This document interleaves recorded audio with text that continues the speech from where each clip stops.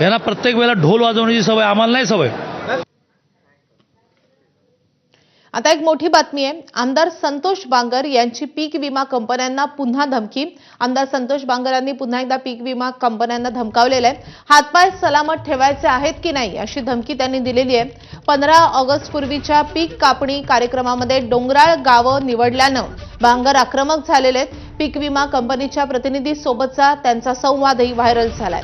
संतोष बांगर हे शिंदेच्या शिवसेनेचे कळमनुरीचे आमदार आहेत.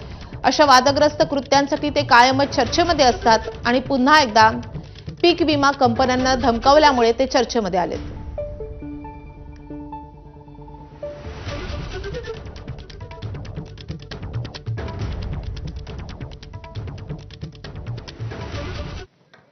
तर पाहूया संतोष बांगर आणि विमा कंपनीच्या प्रतिनिधींमधला हा संवाद.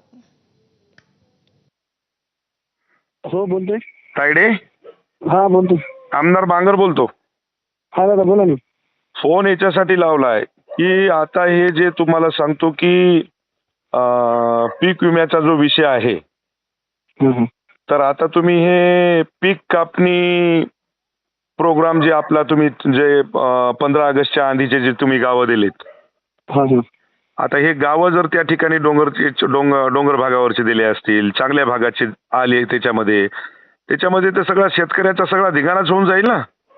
नाही दादा, आपण काय केलेलं आहे ते रॅन्डमलीच निवडले. त्याच्यामध्ये असं आपण काय चांगले बघून नाही निवडले. नाही, चांगले बघून निवडले नाही, पण एवढं तुम्हाला मला सांगायचंय की आता शेतकऱ्याची राख रांगोळ झाली, काही राहिलं नाही शेतकऱ्यापाशी. बरोबर दादा, जी वास्तविक परिस्थिती आहे तीच आपण घेणार आणि आहे. जर कमी जास्त जर झालं तर तुम्हाला सांगतो, संतोष बांगर एवढा वाईट माणूस नाही बरं काय. मी कंपनीच्या तुमच्या हिंगोलीत एकही माणूस तुमच्या या ठिकाणी राहू देणार नाही. कंपनीचे ते दुःख तुमचे त्या जिथं जिथं ऑफिस आहे तिथं तिथं तर चुरा करू, पण तुम्हालाही कंपनीच्या सगळ्या माणसाला तुम्हाला सांगतो की मी हिंडू देणार नाही. हातापाय तुम्हाला हातापाय जर सलामत ठेवायचे असतील तर शेतकऱ्याचं हित पहा. नसता तुम्हाला सांगतो माझ्या एवढं वाईट नाही. म्हणजे वस्तुस्थिती त्या पद्धतीनं सगळी राहिली पाहिजेत.